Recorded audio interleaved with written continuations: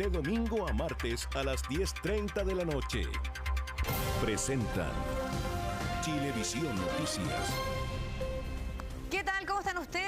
Bienvenidos. Lunes 27 de septiembre. Es un día especialmente cargado con hartas informaciones bien determinantes. Estamos a la espera del balance de las autoridades de salud, pero ya todo indica que estaría confirmado que se termina el estado de excepción y se termina también, por ende, el toque de queda. Esto sería contar del día el viernes. Vamos a estar a la espera en cualquier momento, ya vamos a ir con eso, pero también este lunes está marcado por lo que ocurre en el Congreso con la discusión en la Comisión de Constitución de este cuarto retiro. Ya se han votado en particular algunos temas fundamentales, como por ejemplo el pago de impuestos. Fue rechazado a las rentas que sean mayores a los 3,6 millones de pesos. Tenemos ya la comunicación de inmediato y tenemos en pantalla a Guillermo San Martín, que nos va a contar qué se está discutiendo en este momento, Guillermo. Hola Diana, Roberto, ¿cómo están? Muy buenas tardes. Pasemos de inmediato a revisar lo que está ocurriendo acá en la Comisión de Constitución de la Cámara de Diputadas y Diputados, puesto que en este momento lo que se va a someter a votación es la última indicación de lo que es parte de este detalle de votación en particular, presentada por otros parlamentarios, entre ellas la diputada Carol Cariola, y tiene como propósito establecer la posibilidad de que quienes tienen deudas por pensiones de alimentos, incluso no tan solo puedan hacerse uso por parte de la justicia del 10% correspondiente a este retiro, sino que también, si es que tienen los recursos suficientes, poder hacer el pago total de la deuda de pensión de alimentos, si es que se establece la condición necesaria para que estén disponibles esos recursos ante la posibilidad de estos retiros. Esa es una de las indicaciones que queda pendiente por discutir. Obviamente esto ha estado anticipado por otros aspectos centrales en términos de lo que significa el central de lo que es esta discusión. Por una parte, como yo les decía, respecto a lo que significaba la posibilidad de pago de impuestos, eso no tuvo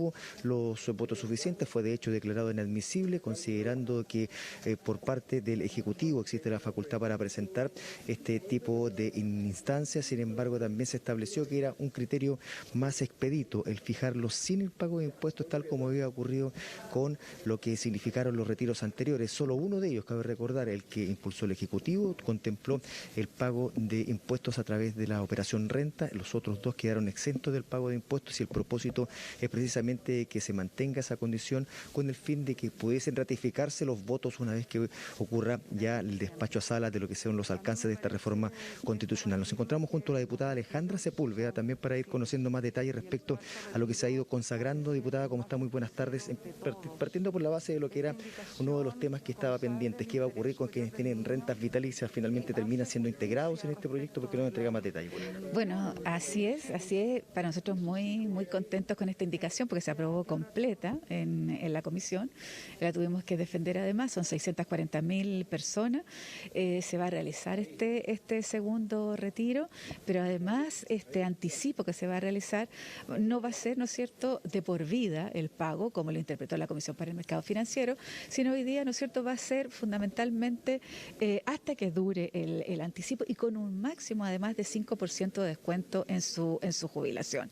Y algo muy importante que para nosotros, ¿no es cierto?, como miembro de la Comisión de Trabajo, era importante incorporar que se puede además incluir el pilar solidario también en rentas vitalicias. A la medida que baje la pensión, se incorpora el pilar solidario. Creo que son todas modificaciones muy importantes que además hemos recogido a partir, ¿no?, de precisamente la conversación permanente con personas que tienen rentas vitalicias. Ahora, el libre de pago de impuestos, eso también es una materia que se discutió bajo dos fórmulas, una que establecía lo que ya se había aplicado para el segundo retiro y otra que establecía para quienes tuviesen 3.600.000 pesos de ingresos, pero finalmente se terminó eliminando todo tipo de impuestos. Bueno, así es, se eliminaron todo tipo de impuestos, y para nosotros es muy importante porque tiene que ver con la clase media que está en dificultades, que está empobrecida. Por lo tanto, nosotros creemos que fue muy importante el sacar los impuestos, y además sin letras chicas, sin complicaciones, y bueno, estamos contentos por las dos cosas, sin impuestos, sin letras chicas, pero al mismo tiempo con un mejoramiento sustancial y completo al retiro de rentas vitalicias. Muy breve, ¿están los votos en la sala, cree usted? Yo creo que sí, yo creo que estarán los votos en la sala de la Cámara. Nos complica el Senado, pero si no, vamos a tener que ir a comisión mixta y pelear por este cuarto retiro y segundo retiro de rentas vitalicias. Muchas gracias. Gracias a ti. Bueno, estaban las palabras de la diputada Alejandra Sepúlveda, también en énfasis en que lo que se te contemplaba también someter a votación y que se analizó por parte de la comisión fue la posibilidad de ver cómo se podría establecer que estos fondos fueran inexpropiables. expropiables. Esa fue una indicación que se planteó por parte del diputado Jorge Durán, precisamente en la idea de evitar y suspender lo que eran las especulaciones que se han dado en términos de lo que son las ideas que han surgido de proyectos paralelos para ver qué es lo que puede ocurrir con estos recursos a través de crear un fondo solidario o bien incluso puedan destinarse a otros usos por parte del Estado. Precisamente queremos profundizar junto al diputado Jorge Durán respecto a esta indicación, diputado, que finalmente no pudo avanzar, pero de todas maneras tenía un objetivo que fue resaltado principalmente por usted, porque nos entrega más detalles. Buenas tardes. Muy buenas tardes. Mire, es lamentable que parlamentarios digan una cosa y con el voto manifiesten otra.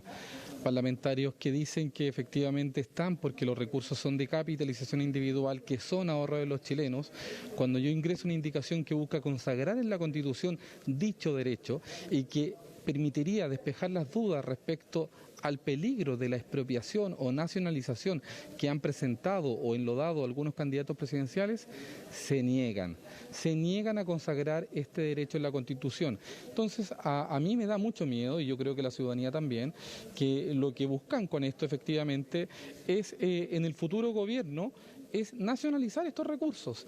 Y eso a mí me parece preocupante. Hay muchos chilenos que han tenido que retirar estos recursos por distintas necesidades económicas y muchos han retirado al vencer el plazo por el miedo a que sus recursos sean nacionalizados en el futuro. Entonces es una señal muy preocupante para la ciudadanía, preocupante para quienes creemos que estos recursos son el fruto del trabajo de cada chileno y que por ningún motivo podrían estar en riesgo.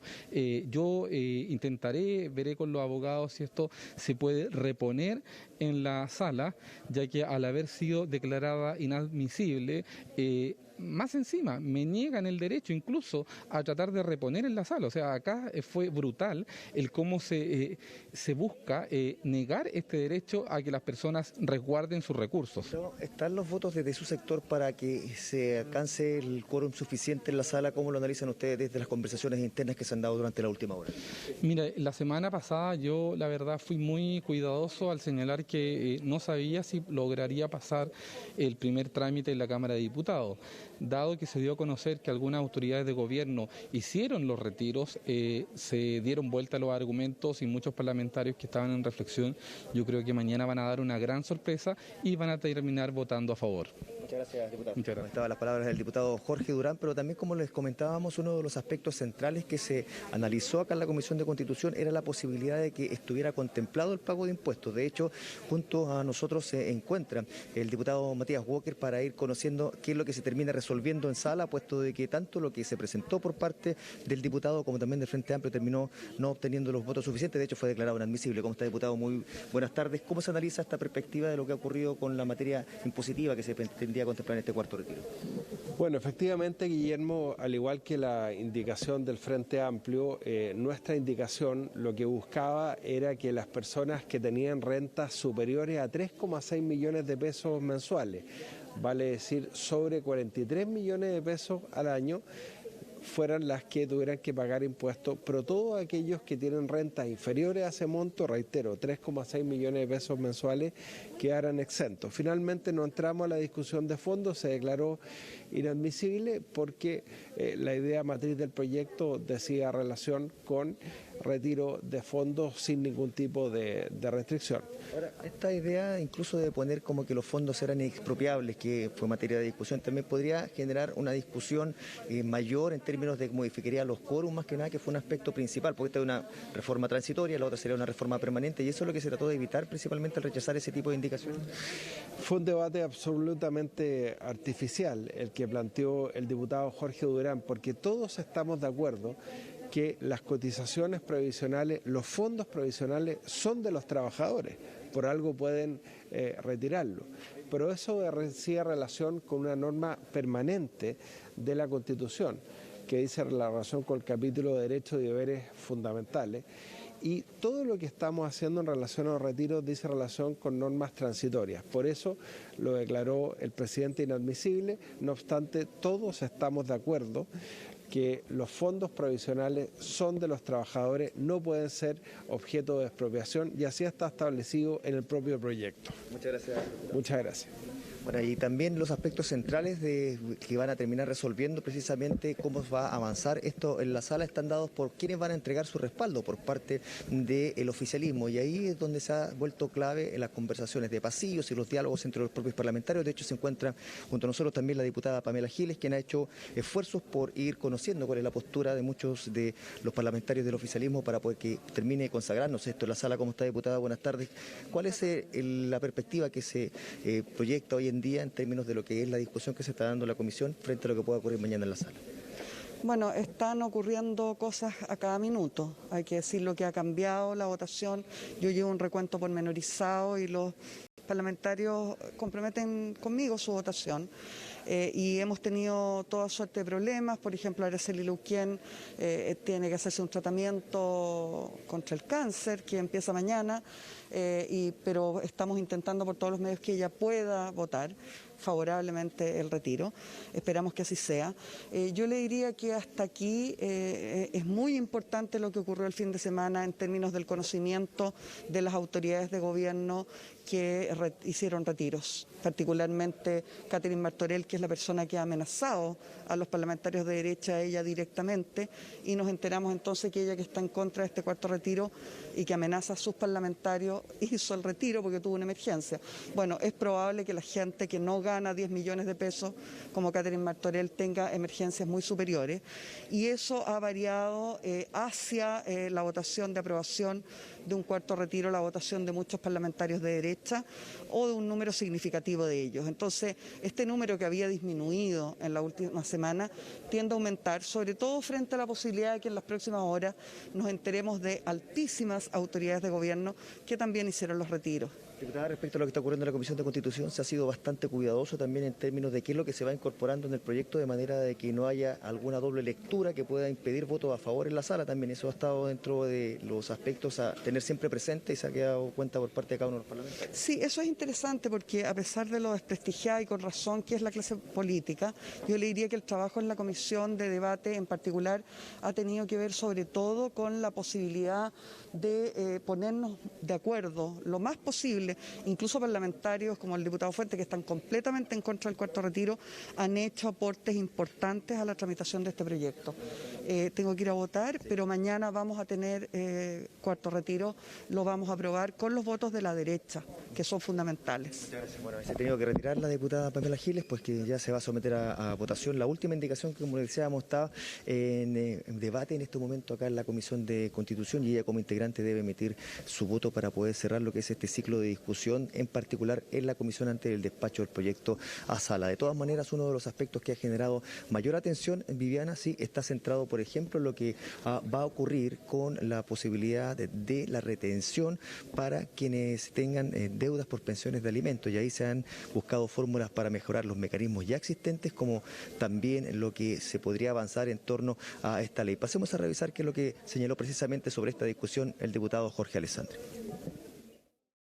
Eso es lo que está en juego al final. Cuando uno paga tarde, el castigo es interés, ya sea atraso en la cuenta de la luz, en un honorario, en este tipo de pago. Entonces, quizás proponer a los autores que en vez de penas más altas fuera intereses más altos, para que ningún juez después vaya a usar esa poca especificidad de la norma para darse 3 vueltas y no llegar al objetivo preciso. Bueno, ¿qué es lo que se ha aprobado hasta el momento en la Comisión de Constitución? Como lo señalábamos, por una parte, ampliar el plazo a 2 años de la posibilidad de ser efectivo este retiro de fondos de pensión, a la diferencia de lo que ocurría con los anteriores, que establecía un plazo máximo de 365 días. Y además, lo que se ha aprobado también es que puedan hacer estos anticipos quienes tienen rentas vitalicias, y estableciendo obviamente también modalidades para que las condiciones no se produzcan en adversidad para los pensionados, considerando que hubo algunas interpretaciones que terminaron perjudicando a algunos que hicieron efectivo este retiro teniendo rentas vitalicias. Viviana. Sí, imágenes en vivo, lo que está ocurriendo en este momento, y es bien importante lo que dijo la diputada Giles, que están los votos, y con los votos de la derecha mañana se aprueba en la Cámara Baja este cuarto retiro, según lo que acaba de decir ahora en vivo en este punto que tú le pudiste hacer. ¿Cuánto habrá influido este reconocimiento de algunos ministros que efectivamente sacaron el primer retiro? Bueno, vamos a ver, y efectivamente ya mañana vamos a poder poder dilucidar esa incógnita. Quedamos bien pendientes, Guillermo, cualquier novedad, así que tú nos haces el llamado, si es que por lo menos en la comisión ya hay luz verde al cuarto retiro de los fondos de pensiones. Bueno, sin duda el tema del fin de semana fue lo ocurrido en Iquique. Roberto Cox, tú estuviste allá, viviste esa situación in situ, te vi ahí con los reportes que hacías, una situación de alta tensión, que claro, sabemos hay un problema de fondo, ¿no? Acá una tremenda problemática, pero sería importante que tú nos comentaras también lo que pudiste vivir y lo que va a ser parte de un reportaje que preparas para la edición central de hoy. Claro, bueno, lo más noticioso este fin de semana fue lo que ocurrió el viernes con el desalojo de la Plaza Brasil, que fuimos todos testigos, hay escenas de tensión entre los venezolanos, entre los iquiqueños y también con la policía, y también luego el sábado con esta famosa marcha que convocó a cerca de 5.000 personas, donde se vivieron escenas lamentables de enfrentamientos entre chilenos y venezolanos. Bueno, fuimos testigos de esa tensión, pero nuestro gran objetivo del viaje al norte de nuestro país era llegar a Colchane y presenciar con nuestros propios ojos, poder ver qué pasaba ahí en la frontera, cómo cruzan estos inmigrantes.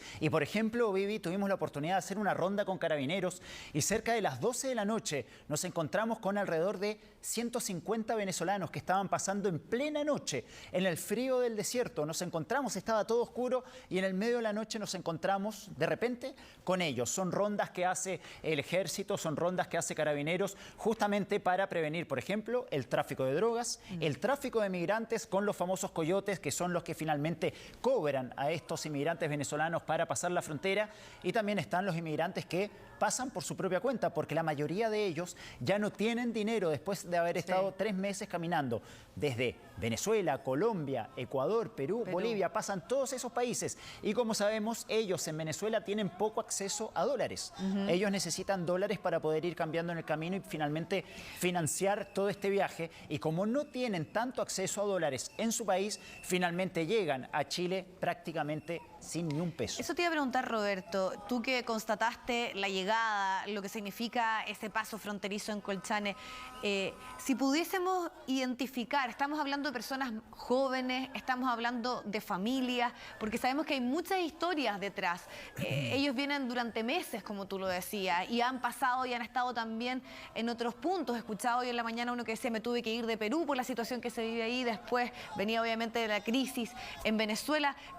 Esas historias que hay detrás, ¿qué es lo que tú pudiste ver ahí, que es algo que me imagino que se repite en muchos casos? Historias conmovedoras, Vivi. Historias conmovedoras de personas que no pueden llegar a fin de mes en Venezuela, personas que te decían, por ejemplo, que ganaban $15 al mes y que ellos al final del día tenían que elegir entre comer o tomarse una micro para volver a sus casas. Y muchos de ellos decían no poder financiar, no poder pagar, por ejemplo, una micro, porque tenían que comer al final del día. Ellos, al final, casi todas estas personas que vamos a ver en el reportaje esta noche, son los que finalmente deciden abandonar el país porque dicen que están viviendo una pesadilla en el régimen de Nicolás Maduro. Los invito a ver un adelanto de lo que será este reportaje esta noche en la edición central de Chilevisión.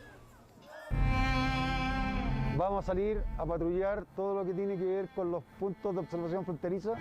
1 mes y medio caminando. ¿Y por qué decidieron hacer el último cruce a Chile de noche? Uno quisiera venir respetando las leyes ya, pero es la única forma, señor, porque nos estamos muriendo de hambre. Tenemos familia en Venezuela, yo dejé mis hijos. Vamos a verificar cómo está el tema de los inmigrantes irregulares que entran al territorio nacional. Son pasadas las 12 de la noche, estamos a 2 kilómetros de Colchane y recién funcionarios del ejército acaban de interceptar a un centenar de venezolanos intentando ingresar a nuestro país. Cayeron al pantano, están con hipotermia. Ingresamos a cruzar el desierto como a las 5 de la tarde. Pues ya eran las 10 de la noche, ya no encontrábamos el camino, pues ya veníamos prácticamente perdidos. Caímos en muchos charcos de agua.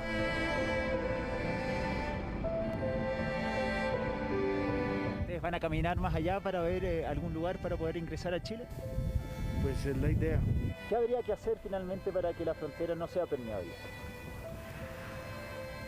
Difícil pregunta. Yo quiero que mi familia, todos aquí estén reunidos, para que todos estemos mejor.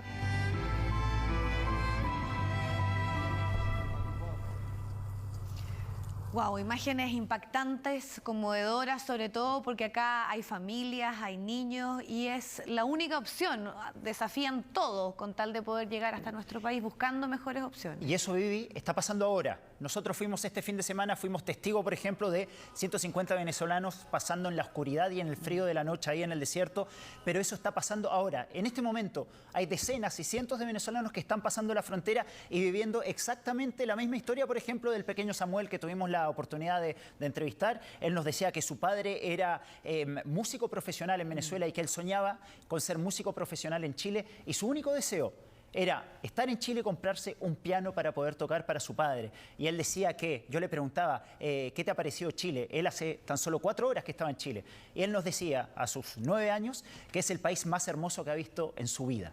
Es conmovedor escuchar esos relatos y los vamos a ver esta noche en la edición central de Chilevisión Noticias. Claro, esa es la situación de la crisis humanitaria que enfrenta nuestro país, que se replica en distintos puntos geográficos. Hemos estado pendientes de lo que ocurre entre Estados Unidos también. Muchos de ellos quedan en México, no pueden llegar. ¿Para qué hablar de Europa también? Pero por eso que es una situación tan compleja y genera también muchas situaciones internas, que es la que tú pudiste constatar también con esta marcha en contra de la migración irregular, porque no son personas irregulares, es una migración irregular. Y también podríamos decir ahí muchas personas exigiéndole al gobierno una respuesta más concreta. No es contra ellos, sino contra la ineficacia, podríamos decir, de lo que ha sido hoy nuestra política de Estado para enfrentar este tema. Sí, bueno, claramente. Una cosa es el drama que se vive en la frontera, el drama de estas familias que tienen que abandonar Venezuela, pero después hay otro drama, que una vez que se instalan en territorio nacional, la primera ciudad, el puerto de entrada es Iquique, es la primera gran ciudad que los recibe, y vimos las escenas de tensión este fin de semana en la marcha, cuando algunos iquiqueños, que efectivamente están muy molestos porque se genera una situación irregular en las calles de Iquique, condiciones de insalubridad, condiciones sanitarias de riesgo y también mucha inseguridad de personas que yo te decía, Vivi, por ejemplo, que no tenían un peso para subsistir, no tenían dinero para comer y para poder trasladarse a las ciudades donde quieren finalmente llegar. Eso ha generado muchísima molestia en Iquique, lo pudimos ver en la marcha y durante el día de hoy también se produjeron escenas de mucha tensión entre iquiqueños y venezolanos. La marcha de este fin de semana destapó algo que estaba ahí latente, que estaba dormido y que finalmente quedó en evidencia con la marcha y con escenas que también se produjeron durante esta jornada. Revisemos. Sabiendo que tu hijo se quede como una arepa con mantequilla y queso. ¿Pero qué culpa? ¿Ah? ¿Qué culpa? No tiene culpa, no la tiene, pero nosotros sí, país, la culpa es nosotros. ¿Por qué? Porque nosotros nos agarramos 2 huevas y salimos del país a pensar que no iba a venir mi discriminación si tú eres negro, si tienes el pelo malo. No. Porque no puede ser tú ni tú, pero muchos sí lo hacen. Salen del país para acá, traen a los niños chicos, traen a su señora, las ponen ahí a limpiar autos, los ponen a los niños chicos a vender dulces. Lo he visto todo esto yo. Malo lo que hicieron de quemar, es muy malo, yo no lo acepto. Sinceramente no acepto esas cosas. Pero, usted vea, tuvieron 1 año en Plaza Brasil, 1 año. ¿Quieren solución? ¿Y por qué? Si acá los mismos iquiqueños no tenemos solución y le vamos a dar a los extranjeros. Que acá Chile nos hace un control de migración. Muchas personas que encontraron en la Plaza Brasil venían con antecedentes buscados por asesinato en Venezuela y aquí en otros países de acá. ¿Me entiendes? Entonces acá nos hace un control y después andan ponen a los niños, lamentablemente ponen a los niños, pero hay que ser consecuentes. ¿Qué gente es la que entra a Chile y quiénes son los que queremos ayudar? Yo no quiero pagar impuestos ni nada para ayudar a delincuentes que vienen acá a hacer vida y seguir delinquiendo. Sea delincuentes no tienen hijos y nadie va a querer estar viviendo en estas condiciones y por lo menos con un baño, con algo más decente y todos se llenan la boca dando soluciones, pero nadie ha hecho nada. Es muy compleja la situación, Vive. Es muy compleja porque, por un lado, hay que entender que son personas que vienen escapando de una pesadilla en Venezuela, pero por otro lado, también entender que hay iquiqueños que han visto alterada su rutina diaria, la vida cotidiana en las calles de Iquique, con situaciones de violencia, con situaciones de amedrentamiento hacia la población de Iquique, de parte, no de todos los inmigrantes, pero sí de parte de ellos que han dificultado las relaciones ahí en la zona. Podíamos ver que incluso se había instalado ya otro campamento en Iquique después del desalojo desalojo de la Plaza Brasil. Eso era esperable, se sabía, y claro, lo decíamos al momento en que eso estaba porque no había una ocurriendo, solución, claro. no había una solución de a dónde iban a ir a parar a todos estos inmigrantes. Muchos decidieron abandonar la ciudad caminando hacia el destino final, otros se quedaron en Iquique, como vemos ahí en las imágenes de este campamento improvisado, y hay ya algunas autoridades que han ofrecido, por ejemplo, como solución disponer de buses para poder llevarlos afuera de la ciudad y dirigirlos hacia el destino final. La mayoría quiere llegar a Santiago, pero muchos de ellos tienen familiares, por ejemplo, en Viña del Mar, en La Serena, en Concepción, familiares, amigos. Entonces, finalmente quieren llegar hasta ese lugar porque disponen de una red de contactos para poder regularizar los papeles y empezar a trabajar. Esto también se ha transformado en una disputa de las autoridades, podríamos decir, entre el gobernador regional con el Ejecutivo. Claro. Escuchemos lo que dijeron el día de hoy. Y aparece el delegado presidencial haciendo un desalojo un día viernes. ¿Y sabe dónde llegaron? A ninguna parte, porque ni siquiera pudo hacerse cargo de la reubicación. Eso es el gobierno de Chile hoy día en nuestro territorio. ¿Qué es lo que hace en la frontera? Colocar 2 o 3 puntos. Acabo de llamar ayer al alcalde de Colchane, llámelo usted a Javier García y pregúntele a Javier García. El alcalde de Colchane me dice, gobernador, oiga, hay 40 carabineros, me dijo el gobierno. Mentira, menos de 20. Ni siquiera hay posibilidades de decir que hoy día existen puntos de control. Yo creo que nosotros lo que nos corresponde, Macarena, es hacer cumplir la ley. Y nuestra ley dice muy claramente que aquella persona que infringe gravemente la ley migratoria puede ser sujeto a una medida de expulsión. Ahora, hay que tener también consideraciones humanitarias. No vamos a expulsar a una persona que está al cuidado de un niño, niña, adolescente. Naturalmente a esa persona no se le va a expulsar porque ese niño quedaría sin protección, ¿no es cierto? Tampoco se le va a expulsar a una persona si es que está con su grupo familiar, por el principio de unificación familiar. Entonces, por eso te digo que hay que considerar individuo por individuo y ver si es que la medida de expulsión corresponde respecto de su caso.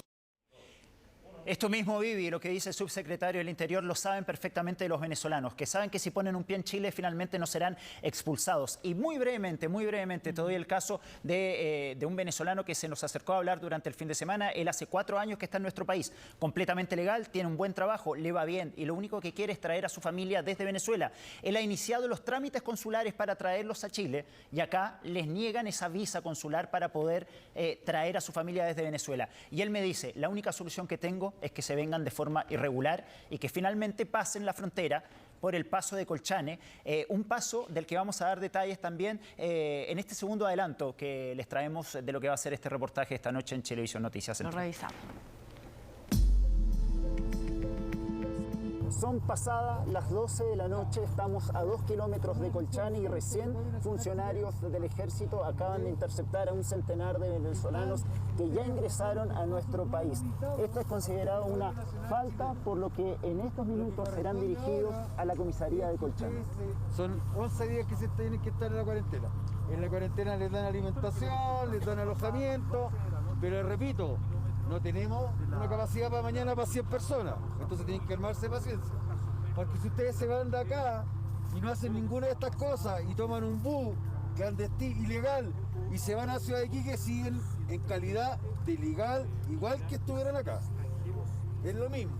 Tenemos aquí aproximadamente 100 personas que, aprovechando la cantidad de gente que es, entran en masa en definitiva, evitando el control militar. Aquí vemos a los militares que están efectuando el control con carabineros, pero ya esto es territorio nacional. Hay patrullas militares en algunos kilómetros de la frontera, no en toda la frontera, y ese es el problema, que hay efectivos del ejército, hay carabineros, pero ellos saben que si caminan un poquito más allá, donde no están esos controles, pueden ingresar. Después, ahí se autodenuncian. Ahí se autodenuncian, no todos, algunos de ellos, porque de esa forma pueden desde Colchane ser trasladados hasta Iquique a una residencia sanitaria y se ahorran el pasaje de Colchane hasta Iquique, que son más o menos 3 horas en auto.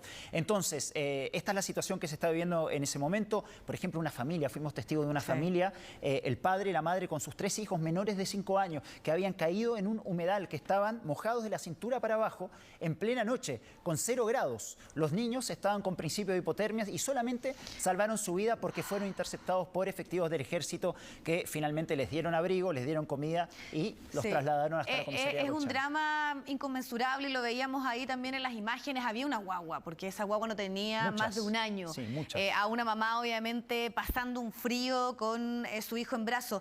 Y es importante por eso mostrar esa realidad, reflejar, ponerle una cara, porque muchas veces también aquí operan los prejuicios y es un poco lo que se vivió con esta tensión en Iquique. Hay situaciones efectivamente que son complicadas, de gente que lo hace de forma irregular, que obviamente viene tal vez asociada a situaciones más delictuales, pero eso no es generalizado en ningún caso. Acá hay familias que no tienen otra opción. Y el problema también es que hay un país que tiene que hacerse cargo y tiene que debatir en sus debates presidenciales. Todos tenemos que, de alguna manera, hacernos parte de cómo enfrentar esta situación, que no solo lo vive Chile, lo decíamos, lo enfrentan todas las democracias modernas. Y eso es interesante también poder conocer lo que tú viviste allá, lo que son esas historias y quiénes están detrás de este proceso tan complejo, arriesgando sus propias vidas, la de sus hijos, para llegar hasta nuestro país, porque no les queda otra opción. Sí, y ahí Colchane es el punto de partida del problema para Chile. Estos inmigrantes van a seguir llegando a nuestro país porque la gran mayoría, o casi todos, quieren llegar sí o sí a Chile, no se quieren quedar en el camino. Y finalmente, bueno, ahí comienza el problema para Chile. En Colchane pasan estos inmigrantes y luego se producen las escenas que vimos en Iquique, que también las autoridades deberían tomar cartas en el asunto para empezar a regularizar. 22:30 horas, un reportaje de Roberto Cox en Colchane. Gracias, Roberto. Gracias, Vivi. Nos vemos. Vamos a ir a otra información muy determinante, que es el balance de las autoridades. Anuncios importantes, escuchemos.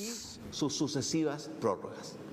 Este estado de catástrofe fue necesario para dotar de mayores y mejores herramientas a nuestro país para combatir la pandemia del coronavirus, al permitir restringir la libertad y movilidad de las personas a través de medidas como cuarentenas, cordones sanitarios y toques de queda. Este estado de catástrofe también permitió la colaboración de las Fuerzas Armadas en el control y fiscalización de las medidas de excepción que como gobierno debimos adoptar.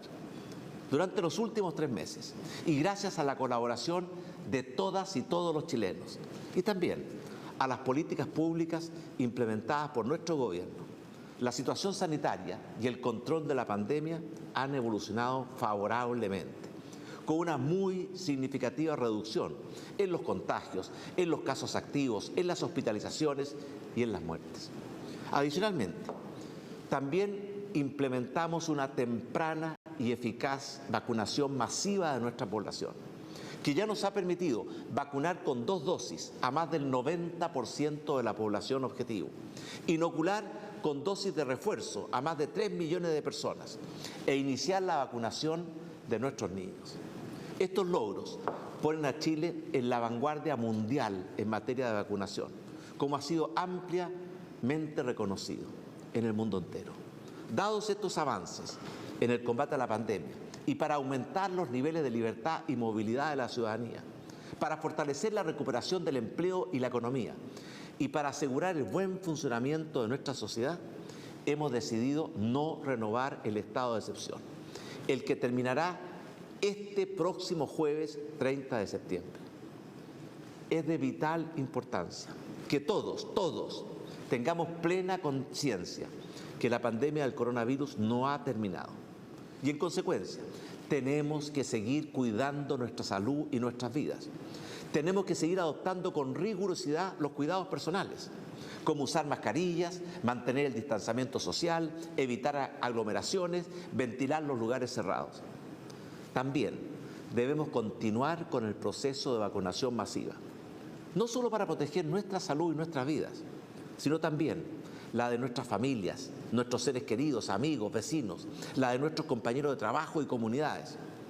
Por eso hoy hago un urgente y sentido llamado a los rezagados a actuar con responsabilidad y con solidaridad y vacunarse ahora. Adicionalmente, hoy anunciamos un nuevo plan paso a paso, cuyos contenidos dará a conocer el Ministerio de Salud y cuyas medidas e instrucciones deben ser estrictamente cumplidas.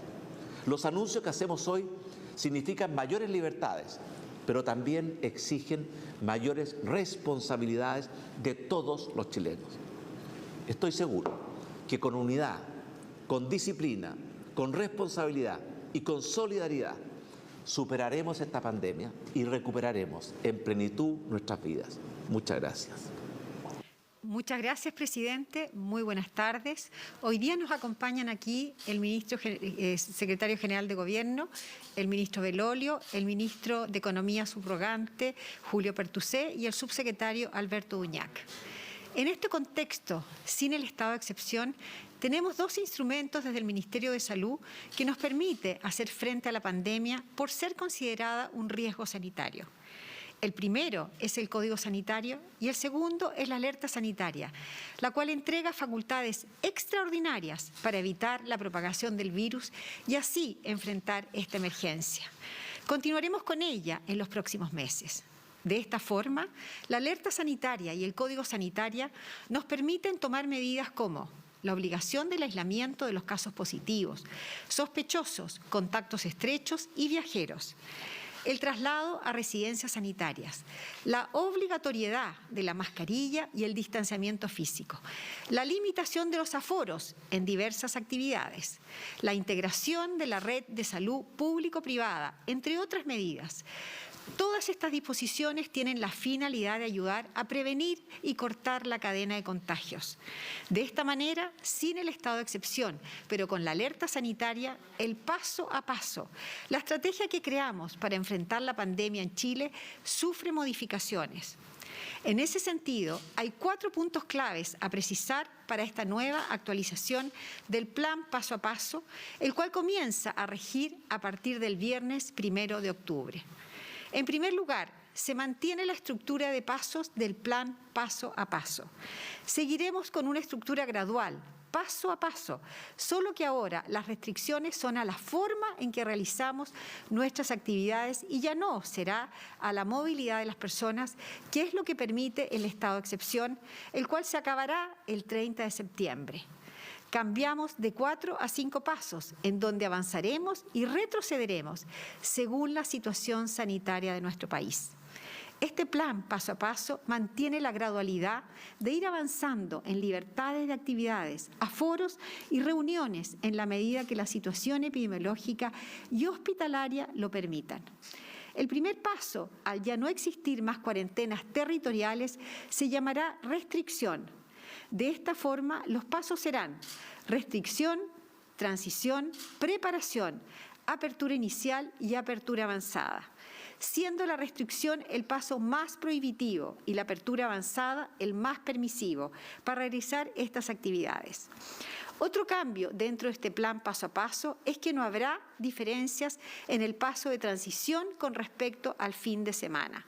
El segundo punto es el cambio de actividades y aforos.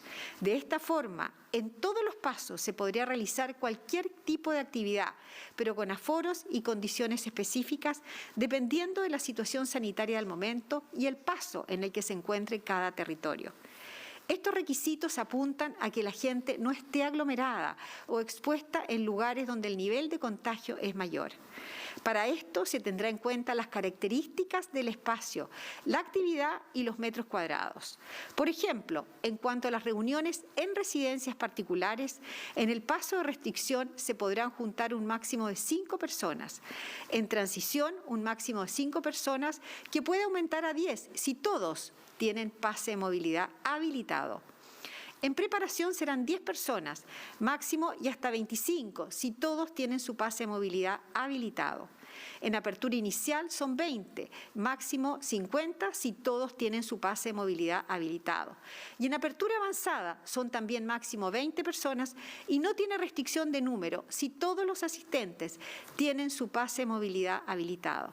Más información acerca de los aforos en otras actividades las explicará en unos minutos más el ministro subrogante de Economía, Julio Pertusé. Aquí yo me quiero explayar en un punto que acabo de mencionar como requisito fundamental para la realización de nuestras actividades, que es el pase de movilidad.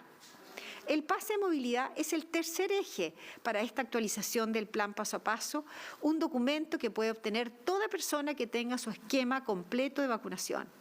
Este pase de movilidad seguirá dando más libertades y actividades a quienes lo tienen y, por lo tanto, permitirá el aumento de aforos tanto en las reuniones particulares, como mencioné anteriormente, como también en espacios públicos y o cerrados. Un punto importante es que desde el 1 de noviembre, es decir, en un mes más, se exigirá el pase movilidad propio para todos los mayores de 12 años. A partir de esta fecha, también habrá restricciones en el transporte público interurbano, como buses y aviones, vinculados con el aforo, el cual daremos a conocer en los próximos días. Por eso es clave y relevante que todas las personas se vacunen, no solo para estar protegidos contra esta enfermedad, sino que también para poder realizar mayor cantidad de actividades. El cuarto eje de esta actualización del plan paso a paso, y quizás el más importante para nosotros, es el reforzamiento de las medidas de autocuidado. El uso de mascarilla, la distancia física, son las medidas que seguirán siendo obligatorias. Ya todos sabemos cómo debemos protegernos del contagio. Ya conocemos las actividades que son de mayor riesgo. Seguiremos potenciando las medidas de salud pública que son gratuitas, fundamentalmente para la contención de casos, testeo, residencias sanitarias y la vacunación. Además, continuaremos con la comunicación de riesgo, la educación a través de las cuadrillas sanitarias y el Fono TTA. Pero nada de esto servirá si las personas no utilizan estas herramientas que son gratuitas, si no asumen una responsabilidad individual de cuidarse, vacunarse, testearse, aislarse oportunamente. Quiero dejar ahora al ministro subrogante de Economía, Julio Pertusé, para que entregue más detalles de los aforos en diversas actividades económicas. Ministro. Muchas gracias, ministra, y buenas tardes. Luego de más de un año y medio tremendamente difícil para todos, hoy damos un nuevo paso en la recuperación de nuestras libertades y en la normalización de nuestra actividad económica, en especial de nuestras micro y pequeñas empresas, que han sido tremendamente golpeadas por la pandemia. Las nuevas medidas que pasaré a detallar a continuación permitirán el mejoramiento de los aforos para el desarrollo de las distintas actividades económicas. Sin embargo, ello no debe implicar un relajo en los cuidados sanitarios de la población. Entre todos debemos cuidar las libertades que hemos ido recuperando. El cambio fundamental para el desarrollo de las distintas actividades consiste en el funcionamiento de todas ellas en los distintos pasos del plan, incluido el paso 1 de restricción. Asimismo, si la situación sanitaria nos permite avanzar al nuevo paso 5 de apertura avanzada, se eliminan todas las restricciones para quienes tengan su pase de movilidad habilitado. En lo que respecta a la atención presencial a público, como por ejemplo el comercio, museo o parques de diversiones, precisamente dado que no se restringe la atención al público, se ponen aforos restrictivos tanto en el paso 1 como en el paso 2, aumentando estos a partir del paso 3 hasta el paso 5 en que no hay restricciones. Sin embargo, repito que estas actividades comerciales pueden realizarse a contar del paso 1. Respecto a la atención presencial en restaurantes, cafés y fuentes de soda, estos podrán aperturar desde el paso 1 solo en espacios abiertos y con pase de movilidad habilitado. Asimismo, se eliminan las restricciones durante los fines de semana en el paso 2.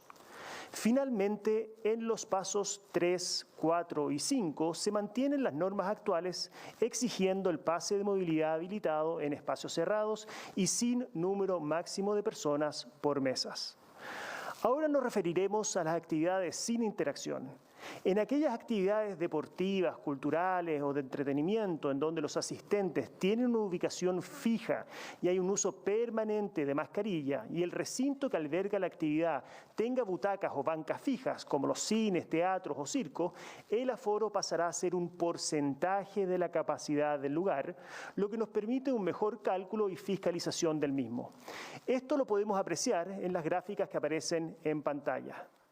En lugares cerrados, el aforo va a disminuir un 10% en relación a los lugares abiertos, porque son más peligrosos, y los aforos también se reducen a la mitad si al menos uno de los asistentes no cuenta con su pase de movilidad habilitado.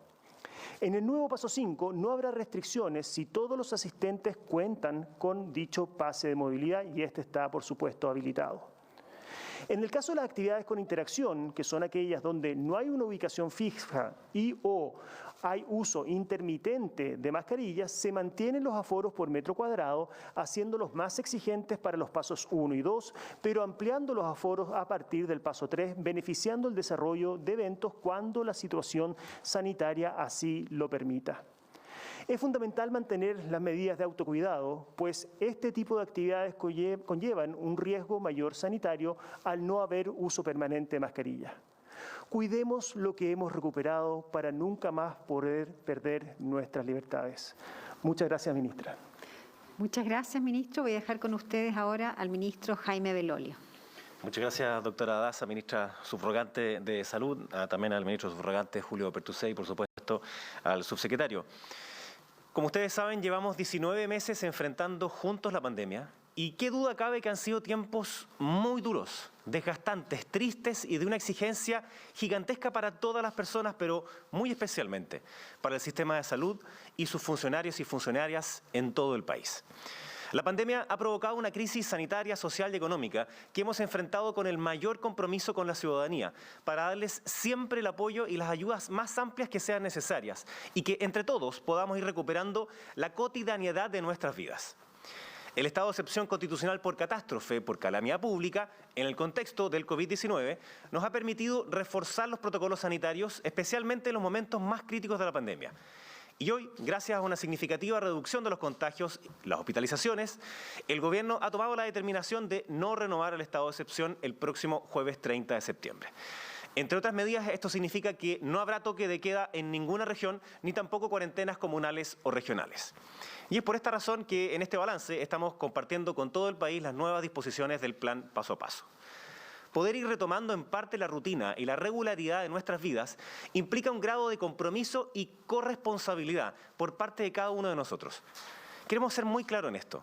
Que se levante el estado de excepción no significa que la pandemia terminó, que podamos relajarnos o que no hay que seguir ocupando la mascarilla.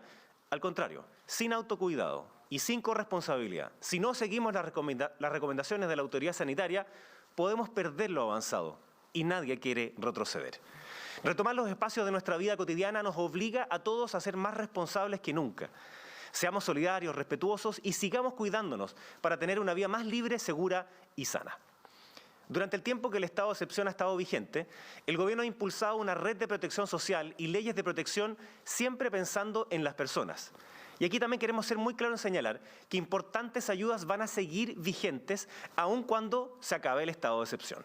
Por ejemplo, el IFE universal sigue vigente, el IFE laboral sigue vigente, la entrega de los créditos FOGAPE sigue vigente, la entrega de los bonos pymes también siguen vigentes. La ley de apoyo para el no corte de servicios básicos sigue vigente, entre otras medidas. Una medida muy relevante, como el postnatal de emergencia, fue extendida por el Gobierno para apoyar a las madres y padres en estos tiempos difíciles. Y quienes necesitan acceder a este beneficio, recuerden que deben solicitarlo antes del 30 de septiembre. Pueden acercarse a las sucursales de Chile Atiende o por internet en la página Chile Atiende con su clave única. Una vez finalizado el estado de excepción, seguiremos actuando frente a la pandemia con una alerta sanitaria que, entre muchas medidas y protocolos, permite implementar cuarentenas preventivas y medidas de aislamiento para personas que están con COVID. De ser necesario, suspender clases y actividades masivas en espacios cerrados, prohibir funcionamiento de establecimientos que pongan en peligro la salud de personas que trabajan o asisten a ellos, ordenar el uso obligatorio de mascarilla, coordinar distribución de insumos y ayudas médicas, coordinar la red asistencial de salud en todo el país y disponer el precio máximo a pagar por parte de la ciudadanía en determinados productos farmacéuticos, entre otras disposiciones. Como decíamos, la pandemia no ha terminado. El riesgo no se ha ido. Contagiarse es una realidad. Ingresar internado a un centro de atención de salud también es una realidad. Morir por COVID también es una realidad. Pero todos estos escenarios podemos reducirlos de manera muy importante si somos corresponsables, si nos seguimos cuidando y, sobre todo, si nos vacunamos. Que hoy podamos disponer el término del estado de excepción es en gran parte posible por el compromiso de millones de personas que sí han acudido a vacunarse a los centros ubicados en todas las comunas del país.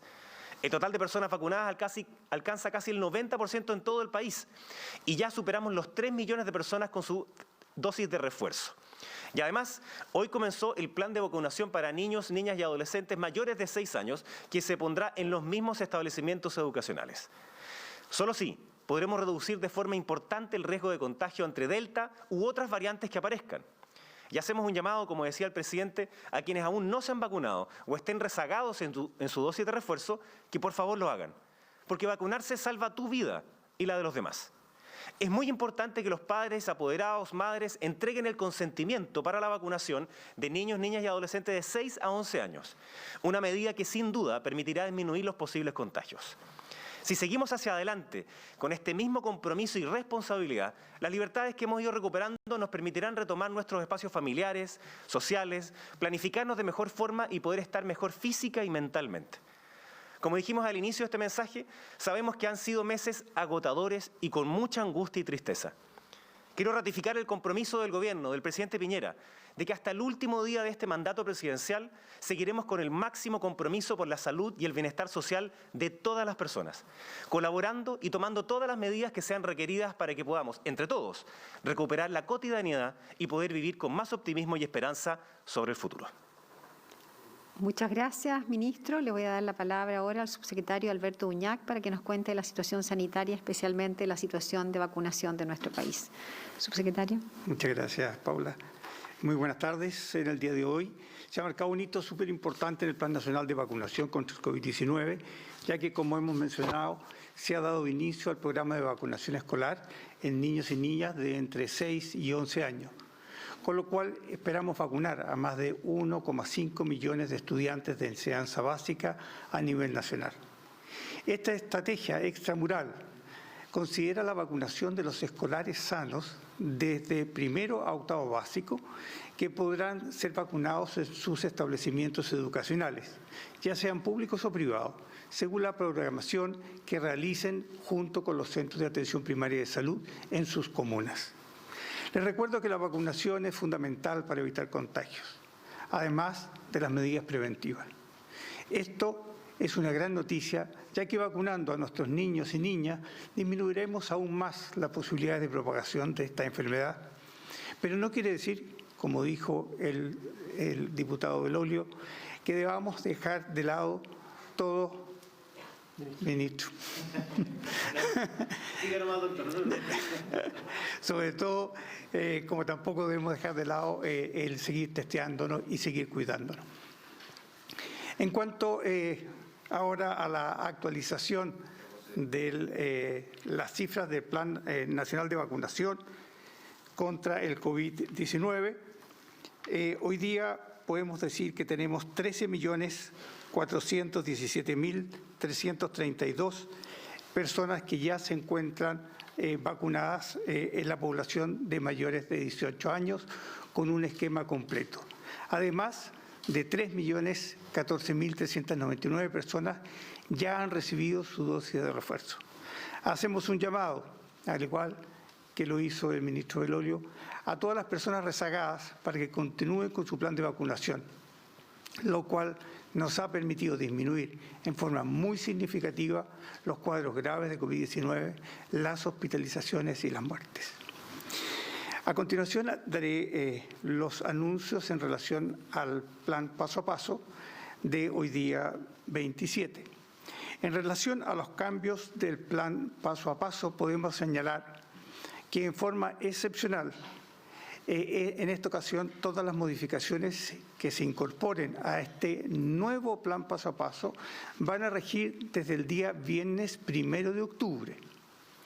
En ese sentido, avanzan a apertura inicial a partir del viernes en la región de Tarapacá, la comuna de Pozo Almonte, en la región de Antofagasta, San Pedro de Atacama, en la región de Los Lagos, Chaitén.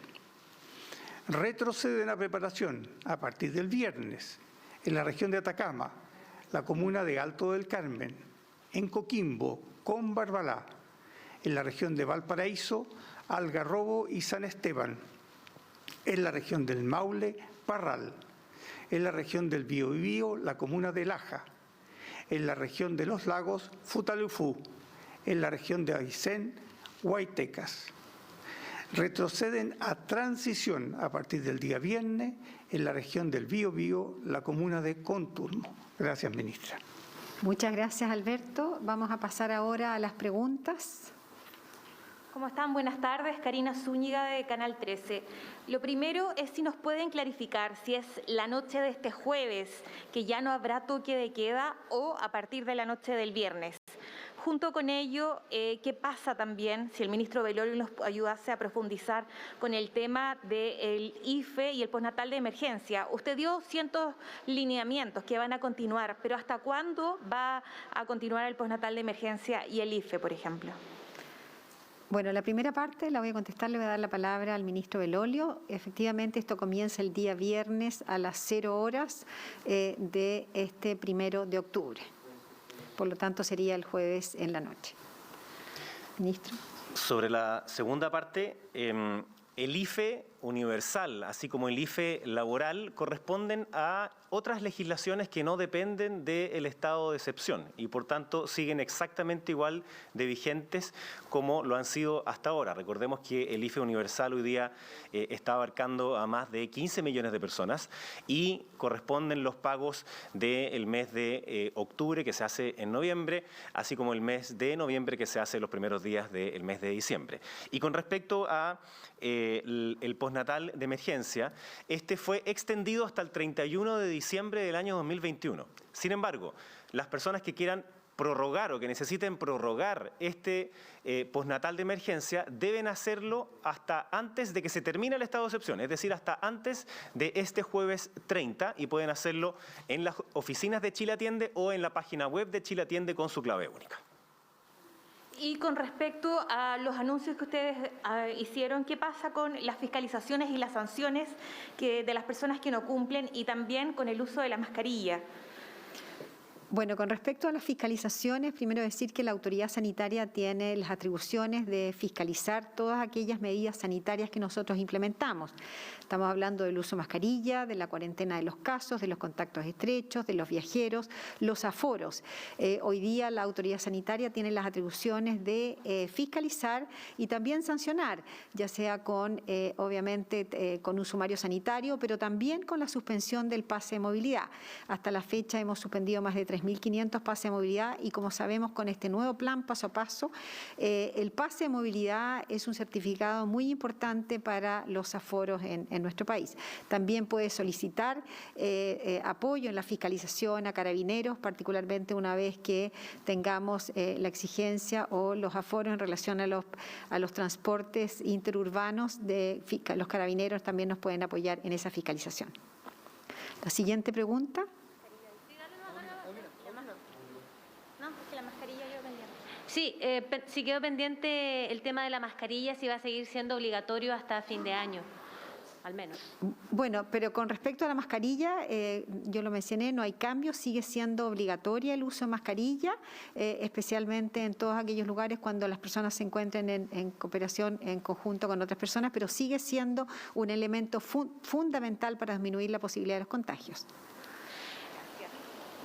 Sí, también preguntar qué va a pasar con los aforos en los estadios, si eso está supeditado a alguna fase en particular del nuevo plan paso a paso y saber si esto también puede ser sujeto a modificaciones ante un eventual rebrote. Bueno, el esperado balance de las autoridades confirma efectivamente lo que les decíamos, se termina el estado de excepción constitucional y con ello el toque de queda este jueves a las 0 horas. Desde el 1 de octubre comienzan todos estos cambios y dentro de eso también es sustancial señalar que ya no hay más cuarentena, sino que el primer paso es el de restricción y se da bastante énfasis a las personas que tienen el pase de movilidad para poder estar en esta nueva alerta sanitaria, que eso sí se mantiene, no hay eliminación de mascarilla, uno de los últimos puntos que abordaban las autoridades. Vamos a ir a la pausa, al regreso vamos obviamente a seguir analizando este y otros temas. Hacemos el corte y volvemos. Bueno, ya estamos de regreso y vamos a profundizar en un hecho ocurrido el día sábado. 2 niños que terminan baleados en la comuna de San Bernardo, 9 y 15 años. Está en una situación grave de salud y un alcalde también que hace un llamado desesperado. Dice, estamos absolutamente sobrepasados, estamos hablando de bandas criminales con armamento de guerra. Max, tú nos vas a contar de esta compleja situación y además sobre todo del estado de salud de estos 2 niños. Hola Vivi, muy buenas tardes. Sí, el estado de salud sigue siendo grave, con riesgo vital. Pudimos conocer durante esta jornada en la mañana el dolor de la familia de estos dos menores de 9 y 15 años en el hospital Barros Luco. Conversamos con el padre de estos menores, Andrés Dote, quien estaba profundamente consternado con todo lo que había ocurrido, pero tiene mucha fe en la recuperación de estos dos menores. Los dos lamentablemente tienen impacto de proyectil balístico en sus cabezas, uno de ellos con entrada y salida y el otro, el más comprometido, lamentablemente tiene la bala aún alojada en su cabeza. Es una situación que ocurre la madrugada de este domingo, cuando ellos venían regresando desde una junta familiar, más precisamente un bautizo, iban llegando a su casa en el sector de Cinco Pinos, en la comuna de San Bernardo, y lamentablemente quedan en el medio de un fuego cruzado de dos bandas rivales que se estaban enfrentando en esos momentos. Según el padre de estos menores, nos relata que ellos sienten esta ráfaga de disparos y en un momento asocian esto a fuegos artificiales, que son muy comunes también en el sector donde ellos viven, pero al momento de sentir el grito de uno de los menores se dan cuenta que uno de ellos estaba herido a bala y después, al ver al segundo, se dan cuenta que también presentaba un impacto balístico. Rápidamente el padre de esta familia conduce el vehículo hasta el centro asistencial más cercano y es en ese lugar donde se les practican los primeros auxilios y posteriormente son derivados hasta el hospital Barros Luco y también hasta el hospital Sotero del Río, respectivamente el de 15 y el de 9 años, el más pequeño, está en el sector de niños del Sotero del Río. Es una situación muy peligrosa lo que ocurrió en ese lugar. Los padres decían que solamente sintieron cómo las balas cortaban el aire en un momento dentro del vehículo, todos tendieron a tirarse al suelo, pero lamentablemente estas balas perdidas alcanzaron a estos dos menores que hoy en día se debaten entre la vida y la muerte. Vamos a escuchar declaraciones precisamente del padre de estos dos menores y también de un tío, quienes tienen la esperanza de que se recuperen, pero también exigen justicia, que se dé con los autores de esta balacera que dejaron lamentablemente a estos dos niños muy mal heridos. Escuchemos. Nosotros veníamos de un bautizo, como decía, y el momento de llegar a la casa doblamos por la calle principal de la población en dirección a la casa. De ahí escuchamos un estruendo y yo pensando que eran juegos artificiales. Y en el momento cuando sentimos un impacto en los vidrios traseros, ahí miramos a los niños y vimos a los niños tan inconscientes. Ahí nos dimos cuenta realmente recién que eran balas y la señora quería seguir hacia la casa. Yo llego y doblé y me fui al tiro al hospital con ellos. Y la hablábamos y no respondía ninguno de los dos, y cuando yo le empiezo a hablar, los miro hacia atrás y ya están los dos inconscientes. Lamentablemente uno se pone a pensar de repente, los disparos son puros menores de edad. Entonces, como ellos quedan libres al tiro, se van al Senado para allá, entonces tienen chivo libre. Están hospitalizados, las últimas noticias que teníamos que estaban en un estado grave. Mira, estamos sumamente devastados, fueron dos niños que tenían toda una vida por delante, en este momento estamos todos pendientes de los dos, uno de repente tiene que callar por el miedo a la represalia. ¿Ya? Y lo de las balas locas, yo creo que todo el mundo lo sabe, no son balas locas, van destinadas a. Y lo malo es que se cruzaron en el justo momento, la mala infortunia de juntarse en el momento y de haber disparado todas esas balas. Bueno, claro, lo decía un familiar de estos menores. La verdad es que, claro, uno suele llamarle balas perdidas, pero cualquier persona que dispara un arma de fuego sabe el daño que puede causar con esto, y más aún si se estaban enfrentando dos bandas rivales y ven un vehículo de terceras personas inocentes que nada tenían que ver con el conflicto. Bueno, al parecer eso no le interesa a estos delincuentes. Hasta el lugar llegó Carabineros, en La Bocar, también departamento de C9, para realizar los peritajes y poder levantar evidencia que permita dar con los autores de estos disparos que mantienen a dos niños en estado grave, con riesgo vital, en dos hospitales distintos del sector sur de la capital.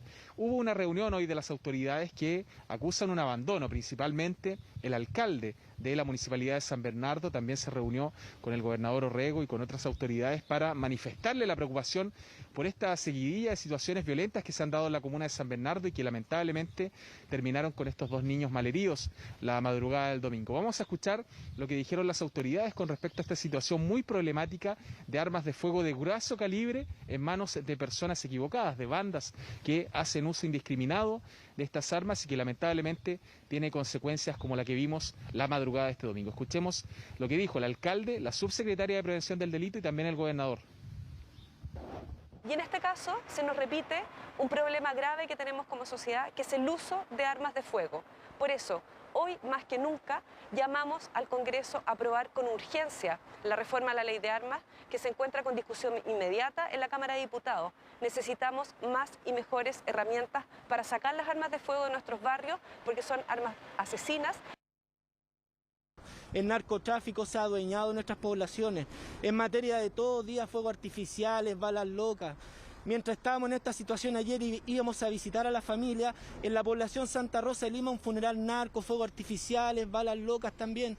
Yo le quiero preguntar al gobierno cuál es el plan que tiene para enfrentar al narcotráfico, que hoy día no tiene pistolas, señores y señoras, tienen metralletas. ¿Hasta cuándo más aguantamos que nuevos niños mueran para poder reaccionar? Por eso le he pedido al gobernador que me ayude, que vamos al Ministerio del Interior, que vamos donde el presidente Sebastián Piñera y que la justicia llegue a todos lados y no solamente donde viven los privilegiados. Yo quiero hacerle un llamado hoy día al ministro del Interior, a que actuemos con energía y con sentido de urgencia. Primero, que se apruebe la nueva ley del sistema de control de armas. El sistema de control de armas en Chile no funciona. El 60% de las armas incautadas eran armas registradas. El 25% está inscrita a nombre de personas que ya fallecieron. Este es el peor momento en materia de homicidios desde que volvimos a la democracia.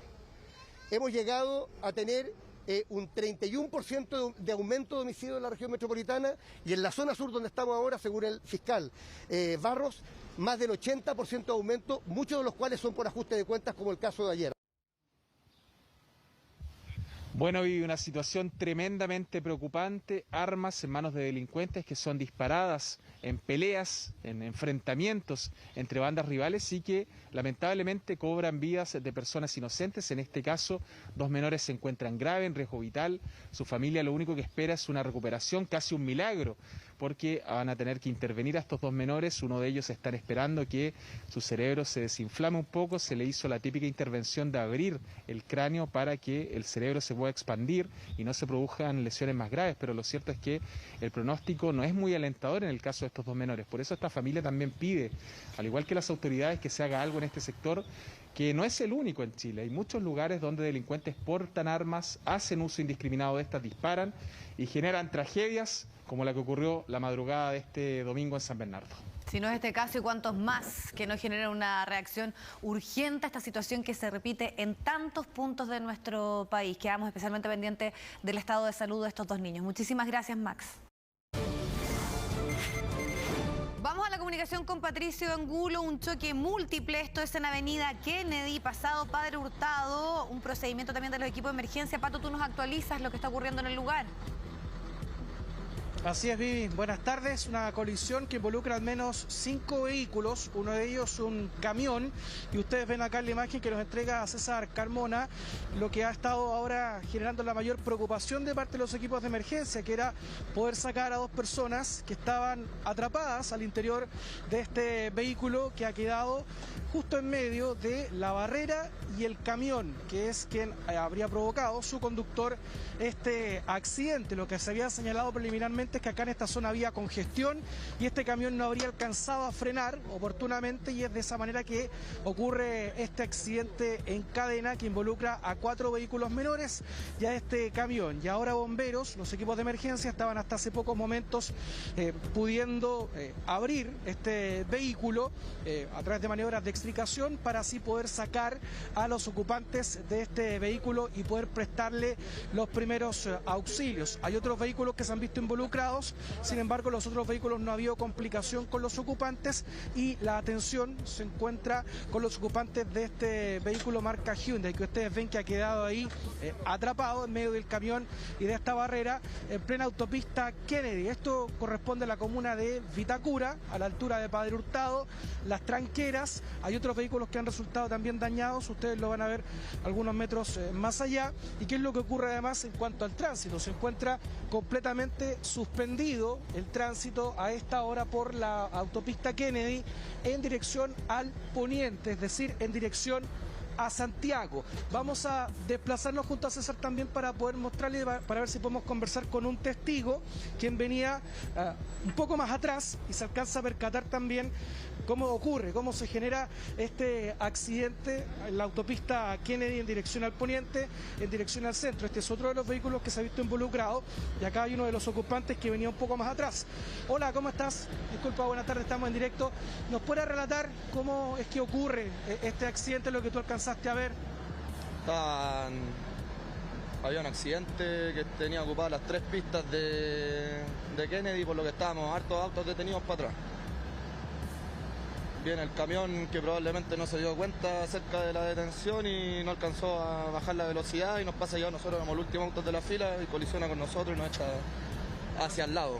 ¿Alcanza a frenar o tú crees, no sé si ya pudiste conversar con alguien, sé que tuvo problemas con los frenos, alguna falla mecánica? La verdad es que no lo sé, pero venía frenando, no alcanzó, yo creo que por el tema del peso del camión y la velocidad, así que esa es. Ya pues, muchas gracias, ahí teníamos el relato de una de las personas que vio este accidente. Vamos a cerrar entonces con imagen en vivo, Vivi, de lo que ocurre a esta hora. Ya han logrado sacar aparentemente a estas 2 personas que estaban atrapadas. Se debe ahora ver en qué estado de salud se encuentran y poder llevarlas hasta un centro asistencial. Mientras tanto, a esta hora se habilita una de las pistas de Avenida Kennedy o la autopista Kennedy en dirección al centro de Santiago. Quienes circulen por este lugar, lógicamente ideal poder evitarlo. Esto es a la altura de las Tranqueras con Padre Hurtado. Se restablece el tránsito y también el rescate de las personas que estaban atrapadas en este choque múltiple. Gracias, Pato, que estés muy bien. Bueno, vamos a ir a otra información porque reacciones surgieron de inmediato a las palabras que tuvo el vicepresidente de la Convención Constituyente, Jaime Baza. Esto fue ayer en Tolerancia Cero, donde aseguró que existe la posibilidad, no descarta, que el próximo gobierno sea uno de transición y que no llegue a completar los 4 años, que se pueda convocar a elecciones adelantadas. Vamos a profundizar en esto. Ivo Goitz nos va a contar. Ivo. ¿Cómo estás, Vivi? Muy buenas tardes. Vaya que sí ha traído reacciones las palabras de Jaime Baza, el vicepresidente de la Convención Constitucional, ayer en Tolerancia Cero, sobre todo en el punto que tú remarcabas muy bien cuando señaló que es posible que la próxima Constitución, en el caso de ser aprobada, pueda transformar al gobierno que viene en un gobierno transitorio, no un gobierno de 4 años, sino que un gobierno que termine o que tenga que llamar a elecciones según lo dispuesto por la próxima Constitución. Todo esto, por supuesto, en el caso de que sea aprobada por todos los chilenos en el plebiscito de salida. No solamente estarían en juego transitoriamente en los cargos del presidente, el más importante, por supuesto, del Estado, sino que también algunos apuntan a todos los cargos de representación popular que puedan ser cambiados, es decir, cambiar el método actual que tenemos de gobierno, ver qué va a pasar con el Congreso. Por supuesto, se ha hablado de que quizás podría transformarse en un Congreso unicameral, también ver cómo se manejan los gobiernos regionales, en las alcaldías, en los gobernadores también.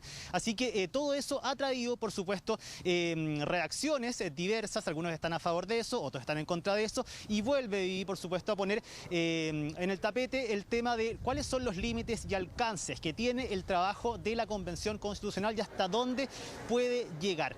Los invito a revisar, para comenzar, las declaraciones de Jaime Baza cuando plantea este punto en específico de que podría ser el próximo un gobierno transitorio en nuestro país. Ese gobierno de transición de Elwin duraba 4 años y el periodo estaba contemplado para 8 y se rebajó a 6, ¿verdad?, en 93. Yo creo que es probable que pase algo similar ahora, en el sentido de que la decisión constituyente no se va a tomar en las próximas 5 semanas u 8 semanas que faltan para las elecciones, pero sí se va a adelantar. O sea, yo creo que en el sentido de que es importante que las alternativas estén puestas sobre la mesa. Si la nueva Constitución establece un régimen transitorio que diga que, por ejemplo, un año después de entrada en vigencia de la Constituyente, el gobierno va a llamar a elecciones, el gobierno tendrá que llamar a elecciones. La importancia de esto que tiene Vivi es que esta afirmación se hace a 2 meses de la elección presidencial y es por eso la polémica que causa ahora específicamente las declaraciones de Jaime Baza. De hecho, durante la jornada de hoy también hubieron reacciones de distintos candidatos presidenciales acerca de la postura y del trabajo que ha tenido la Convención Constitucional. Hablamos con Jasna Proboste, hablamos también con Sebastián Sichel, con ellos fueron los que pudimos conversar en la mañana, ambos con posturas muy distintas acerca del rol de la constituyente y también del rol que tiene la próxima Constitución en el caso de disponer que el próximo gobierno sea un gobierno transitorio. Los invito a escuchar las declaraciones de Jasna Proboste y atención con lo que dijo Sebastián Sichel. Yo creo que vería humildad. Veo mucha soberbia en mucha gente en la Convención Constitucional que de repente habla como si fueran los dueños de la democracia o de la soberanía de Chile y quieren determinar cuánto duran los periodos presidenciales, quién puede gobernar o no gobernar. No son emperadores. No son los dueños de la democracia, no son quienes determinan cuánto y dónde duran las personas que eligen los chilenos en una elección. Cuando tú, con soberbia, te empiezas a sentir de a poco, como un pequeño rey, que define cuánto van a durar las otras autoridades de la República, porque además lo hacen antes de que esté el texto redactado siquiera. Por lo tanto, terminan en una mesa institucional en que juegan roles institucionales como ser vicepresidente de la Convención, diciendo y dando señales respecto a lo que quieren ellos y no el rol que deberían jugar. Nosotros respetamos el trabajo de la Convención Constituyente, lo hemos dicho en nuestros distintos espacios. No nos parece, y hemos sido también muy claras en criticar cuando se intenta pautear el trabajo de la Convención, más allá de una situación en particular. Nosotros tenemos una mirada mucho más grande, que le vaya bien a la Convención y en que vamos a apoyar las decisiones de la Constituyente. Bueno, y dentro de la misma convención hay grupos que también tienen posturas muy distintas frente a este tema. Por ejemplo, en Vamos por Chile dicen que esto es un tema de fondo, que se está adelantando políticamente un debate a 2 meses de la elección, cuando ni siquiera se ha terminado de votar el reglamento en general.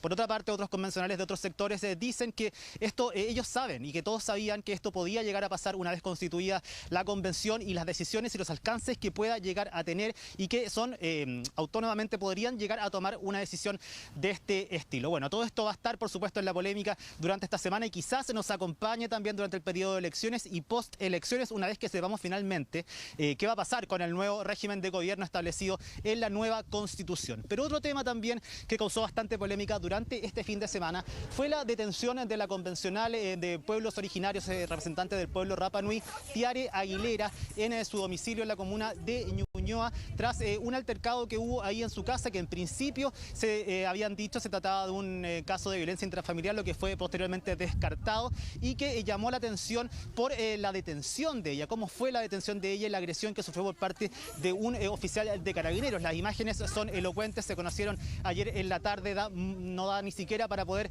hacer una interpretación de lo que sucedió. Fue muy violento el actuar de Carabineros, y de hecho ese oficial de Carabineros fue dado de baja por la institución, un carabinero, un cabo segundo que llevaba 10 años en la institución y que fue dado de baja luego de conocerse cómo procedió en ese mismo procedimiento en contra de la convencional. Hay varias cosas que sí, por supuesto, están en investigación todavía, saber qué pasó realmente, en qué circunstancias se produjo su detención, la de ella y la de su pareja, pero llamó la atención, por supuesto, el actuar policial, algo que también comentó en Tolerancia Cero el vicepresidente de la convención, Jaime Baza.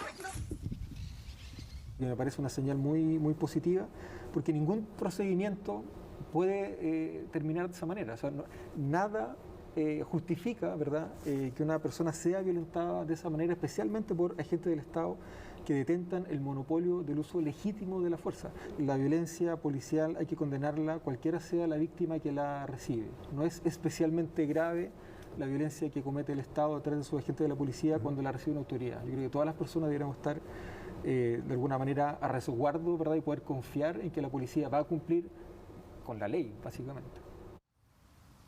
Para cerrar, 2 cosas. Tiare Aguilera, vicepresidenta adjunta de la convención, está en el ex Congreso en estos momentos. Llegó en la mañana al mismo horario de todos a trabajar en una jornada distinta, porque recordemos que es un régimen mixto el del día de hoy, debido a los casos COVID que se produjeron la semana pasada, donde la gran mayoría de los convencionales hoy están operando de forma telemática, votando telemáticamente, lo que ha traído más de un problema y algún retraso en la discusión del día de hoy. Sigue avanzando el reglamento, por supuesto, pero a un ritmo un poco más lento. La tecnología no ha sido una buena compañera de muchos convencionales hoy día. Gracias por el reporte, Ivo, que estés muy bien. Chao. Bueno, y hasta ahora los invito a la comunicación con Ítalo Zúñiga, que nos va a seguir entregando detalles de lo que ha sido esta despedida. Pato Manz, un hombre fundamental, un esencial de la música, de la creación nacional, y donde desde ayer hubo larga fila, fue masivo, emotivo, así que vamos a conocer también más detalles junto a ti, Ítalo. Hola Vivi, claro, un grande de la música chilena que comenzó a vivir su despedida desde las 9:30 de la mañana en el Teatro Nacional, hasta donde, como tú lo decías, volvieron a llegar muchas personas, una gran cantidad de sus fanáticos que decidieron despedirlo en esta que es una jornada muy relevante porque es su despedida, es su funeral. En particular, a esta hora se está viviendo uno de las últimas despedidas encabezada por su hija Liselot al interior de acá del Parque del Recuerdo para posteriormente llevarlo al crematorio. Les decía yo, comenzó a las 9:30 de la mañana en el Teatro Nacional y luego se vivió un momento muy especial a eso del mediodía con la que ya es una mítica despedida de las floristas ahí de la Pérgola de las Flores. La verdad que fue muy emocionante, muy emotivo porque estaba acompañado de mucha gente quienes no solo llegaron acompañándolos a pie desde el Teatro Nacional hasta este sector de Recoleta, sino que además entonando sus canciones y también éxitos de otros grandes de la música como Violeta Parra, como Iyapu también se escucharon en voces de quienes venían a despedir a un grande de la música y decían a rendirle tributo, a entregarle el premio del pueblo, ese premio que él tanto pidió desde manos del Estado, de manos del Premio Nacional de Música y que nunca llegó. Decía la gente, nosotros venimos a cantar, venimos a entregarle toda nuestra admiración, a entregarle el premio del público. Eso mismo lo decía su hija, quien estaba ahí muy conectada con la gente que llegó a despedirlo. De hecho, era la que le daba la bienvenida uno por uno a todas las personas que hoy día llegaron al Teatro Nacional y luego también fue una de las personas que encabezó esta caravana donde se dio el tiempo de conversar con todos aquellos quienes le despedían, alguna fotografía, algunas palabras. Vamos a pasar a escuchar parte de cómo se vivió entonces ese momento tan emotivo, uno de los más emotivos durante esta jornada, que fue el paso del féretro de Patricio Mans por lo que es la Pérgola de las Flores.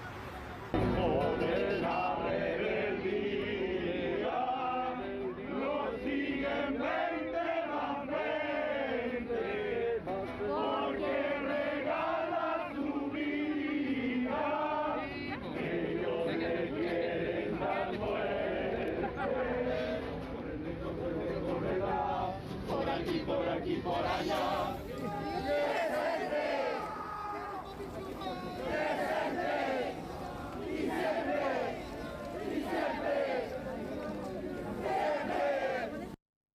Maravilloso, este es el premio que el Estado no le dio, este es el premio, su pueblo cantando con banderas, acompañándolo de pie, bajo sol, esperaron colas y colas para poder entrar a verlo, a rendirle un último homenaje. Eso no se olvida jamás, queda plasmado en el corazón, en mi corazón y en el corazón de mi padre que nos está mirando. Este es el legado que me dejó.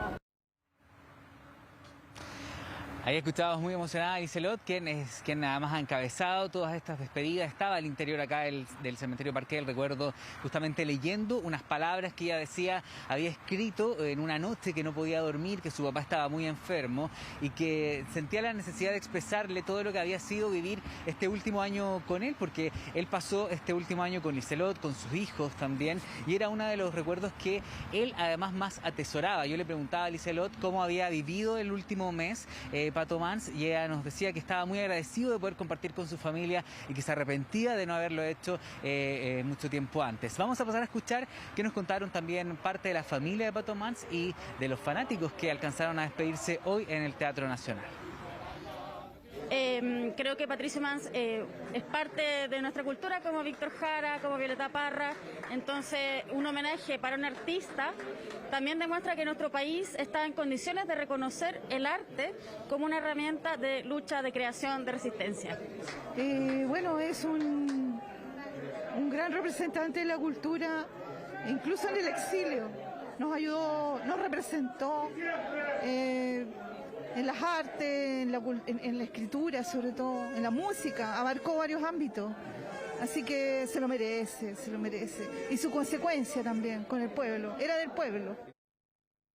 Impresionante, yo creo que lo que Patricio está cosechando lo que él en toda su vida ha hecho. Él la sembró y la gente y cosecha el cariño y la participación de toda la gente, su consecuencia, pero sobre todas las cosas su humanidad. Él era muy humanista. Y ese es el resultado de todo esto. Y creo que se lo merece con creces. no solamente como escritor, sino también como poeta, ensayista, dramaturgo y en la música en general. Un hombre que es músico, que fue músico, que además fue periodista de profesión y que entre sus grandes logros se dice que dotó de letras fantásticas las historias de campo chileno y que lo hicieron, por supuesto, un grande de la música cuyo legado va a seguir perdurando por muchos años en nuestro folclore y en nuestra música nacional, Vivi. Claro, como dijo una persona que lo fue a despedir, Chile no se entiende sin la música de Pato Mans. Muchísimas gracias por este reporte, Ítalo, que estés muy bien. Así hemos llegado al final, gracias por acompañarnos con esta imagen de un Santiago soleado y caluroso. 25, ya estamos a punto de alcanzar los 26 de máxima para este lunes.